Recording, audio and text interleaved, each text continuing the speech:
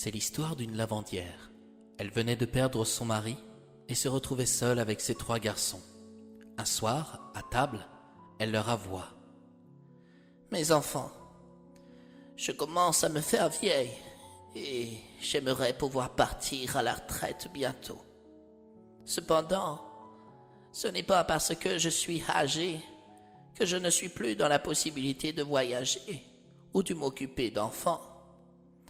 C'est pourquoi j'ai pris une décision importante.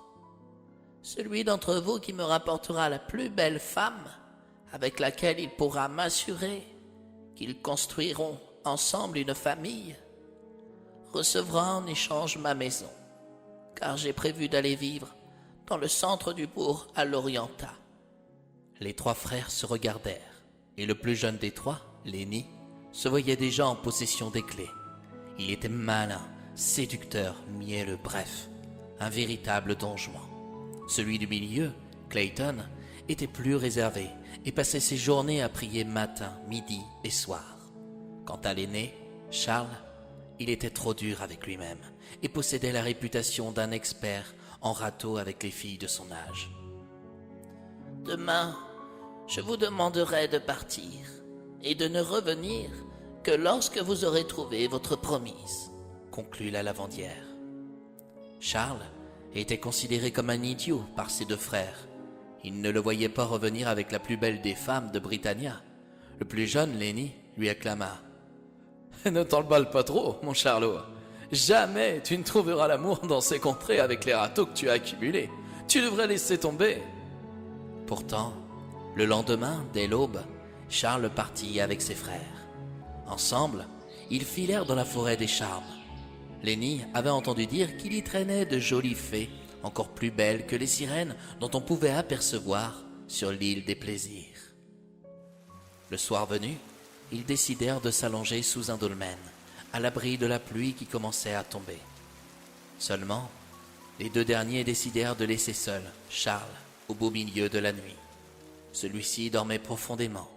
Lorsqu'il se réveilla, il chercha ses frères et comprit qu'ils avaient fait exprès de le laisser ici, puisqu'il ne savait pas s'orienter. « Comment vais-je faire pour retrouver mon chemin ?» dit-il à voix haute. « J'ignore en plus où je me trouve. » En sortant du dolmen, une chatte toute bariolée vint à sa rencontre et lui déclara: « Charles, où vas-tu comme ça ?»« Comment connaissez-vous mon prénom ?» s'étonna le jeune homme. « Je suis une chatte qui sait lire dans l'esprit des gens et je sais ce que tu cherches. Tu veux trouver la plus belle des femmes de Britannia pour ta maman, construire une famille avec elle et faire taire tes 2 idiots de frères. Sois mon serviteur durant 1 année et je te permettrai d'acquérir la plus belle femme de Britannia. » « Tu es gentille, mais l'amour ne se commande pas, petite chatte. Quel est ton prénom ?»« Je m'appelle Iris. »« Enchanté, Iris. Sache que je ne cherche pas qu'une belle femme en apparence, comme mon plus jeune frère. J'en cherche une qui le soit aussi dans le cœur. Elle l'est, et si tu acceptes de me servir, sache que tu l'auras déjà conquise. » Charles décida de suivre la petite chatte bariolée. Qu'avait-il à perdre? Rien. La chatte l'emmena dans son palais enchanté qui se situait au centre de la forêt des charmes, près d'un immense arbre. En arrivant dans ce monde, il se sentit mal à l'aise, car autour de lui, il n'y avait que des chats. Ils avaient tous l'air d'être heureux. Le soir, au moment du repas, Charles se surprit de voir 3 chats jouer de la musique. « Me feriez-vous l'honneur de danser avec moi ?» demanda la petite chatte. « Ah non, je ne peux pas danser avec une chatte. Je suis un homme et vous n'êtes pas une femme. » Déçu, Iris ordonna qu'on aille coucher Charles aussitôt.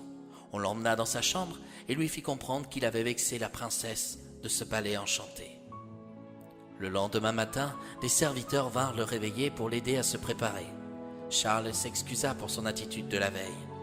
Iris accepta ses excuses, mais tous les jours, elle lui ordonna de couper du bois à son égard. Grâce à son travail accompli, elle lui offrit une hache et une scie d'argent, ainsi qu'une cognée de cuivre. Au bout de quelques semaines, Charles travailla de mieux en mieux.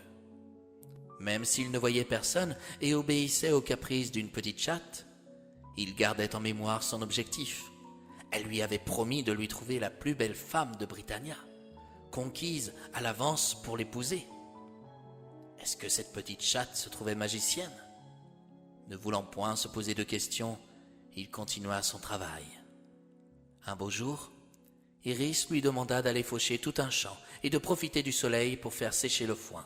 « Nous sommes au centre d'une forêt, » observa Charles. « Je ne vois aucun champ. » Avec ses petites pattes, la petite chatte créa un portail magique qui l'amena dans un champ dont il ignorait le lieu précis dans Britannia. En partant accomplir sa tâche, Iris lui donna une faux d'argent ainsi qu'une pierre d'or à aiguiser. Le soir, en le récupérant, à la fin de sa journée de labeur, il lui redonna les outils. Des mois passaient, et Charles comptait les jours. Il arrivait bientôt à la fin de son année de service. Un soir, l'impatience l'envahit. Il demanda à Iris s'il ne pouvait pas avoir la chance d'apercevoir, ne serait-ce que quelques secondes, sa future femme. Elle lui répondit « Avant de te la présenter, j'aimerais que tu accomplisses un dernier travail. »« Lequel ?»« Voici des matériaux en argent qui te permettront de construire une petite maison. »« Vous êtes sérieuse ? Il te reste un mois de service. Je pense que tu peux l'accomplir pour le temps qu'il te reste à vivre ici. » Charles construisit la petite maison en un mois. À la fin de son travail, il retourna voir la petite chatte et lui demanda « Voilà, j'ai accompli toutes vos volontés durant une année. J'aimerais bien désormais rencontrer ma future femme. » La chattine. « Avant de la rencontrer, peut-être aimerais-tu voir de jolies femmes qui se trouvent en dehors de mon palais ? » Avec grand plaisir. Ce n'est pas que je n'aime pas les chats et les chattes, mais je demeure un Britannia. J'ai besoin aussi de voir des hommes comme des femmes. Iris le fit sortir de son palais et l'emmena un peu plus dans les profondeurs de la forêt des charmes. Charles n'osa pas en croire ses yeux lorsqu'il arriva sur les bords d'une rivière qui n'était inscrite sur aucune des cartes de Britannia. « Voilà, ici, tu te trouves dans la vallée des charmes. Toutes ces femmes ont été abusées par des hommes et sont venues se réfugier ici. Pourquoi me permettez-vous de voir de si belles femmes ? Parce que tu as su être patient et tu as été à mon égard très tolérant. Aujourd'hui, je suis absolument sûr que tu es un jeune homme loyal, fidèle et sincère. » Charles ne savait pas où regarder. Sur les bords de la rivière, il y avait des rousses à la peau délicate qui trempaient les pieds dans l'eau. Quelques jolies blondes jouaient de la harpe, et de formidables brunes sifflaient avec des oiseaux aux couleurs étincelantes. « Ce n'est pas la vallée des charmes, mais l'île des plaisirs, » songea-t-il.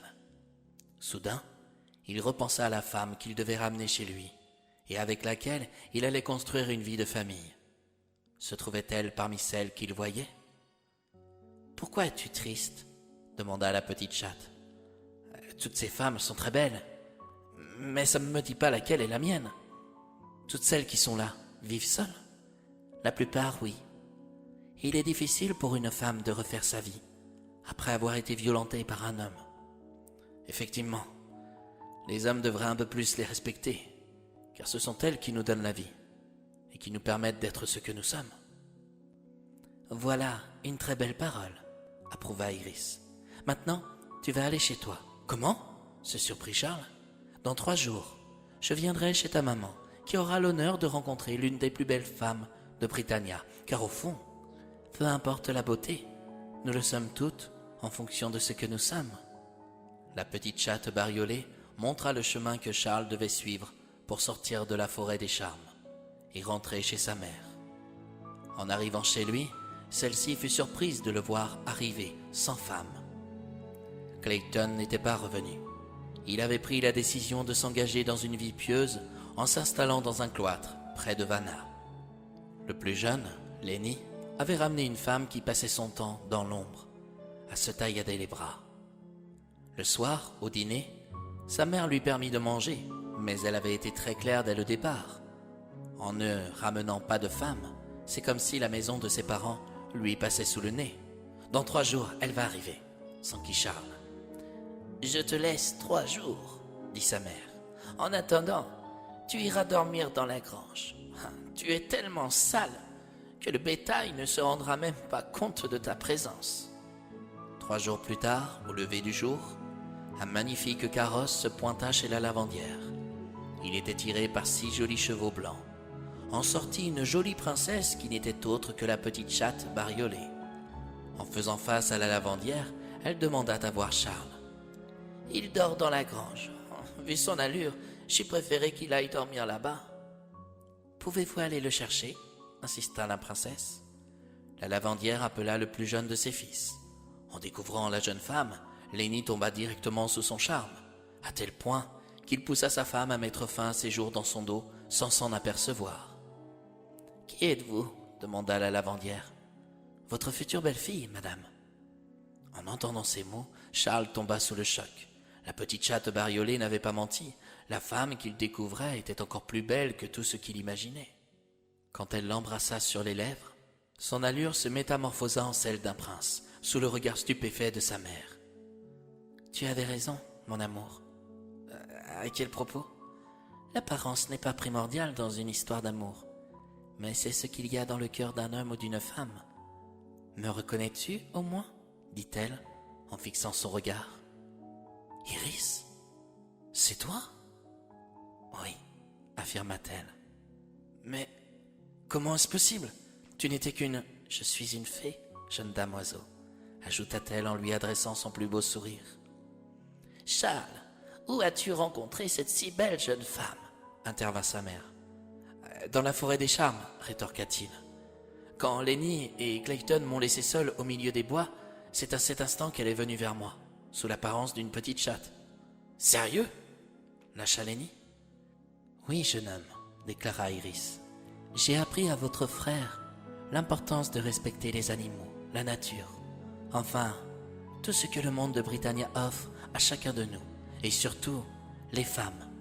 Mais contrairement à vous, il n'en avait nul besoin. La lavandière invita Iris à rentrer dans sa demeure. En arrivant dans la pièce de vie principale, elle ne put s'empêcher de crier. Sur une des chaises, la femme de Lenny se trouvait inconsciente, avec une veine à son poignet droit ouverte. « Aidez-moi à la sauver !» lança Lenny. « Vous êtes magicienne, non ?»« J'aimerais bien, mais vous lui avez brisé le cœur, » rétorqua Iris. « Je peux toutefois lui permettre de partir en paix de l'autre côté de la rivière. »« Faites-le !» ordonna Lenny. La princesse sortit une baguette magique et fit disparaître le corps de la jeune femme. « Où l'avez-vous envoyée ?» s'écria Lenny. « Là où plus personne ne lui fera de mal. Rassurez-vous, elle est en sécurité. »« Mais c'est ma femme! C'est à moi de prendre soin d'elle !»« Il fallait y penser avant, » observa Iris. « Maman, dis quelque chose !» La lavandière préféra se taire et fut ravie de voir enfin une femme tenir tête au plus jeune de ses fils. La princesse lui déclara que Charles n'avait nullement besoin de sa maison et qu'elle pouvait la garder. Avec franchise, elle ajouta « Entre nous, madame, votre attitude me déplaît un peu. Vous devriez savoir que l'amour ne se commande pas. » Effectivement, mais je n'ai trouvé que ce seul moyen pour voir mes garçons se bouger les fesses. J'arrive à un âge où j'aimerais bien pouvoir profiter de mes petits-enfants. Charles m'a dit un jour que les hommes devraient un peu plus respecter les femmes, car ce sont elles qui donnent la vie et font des hommes ce qu'ils sont, apprit la princesse.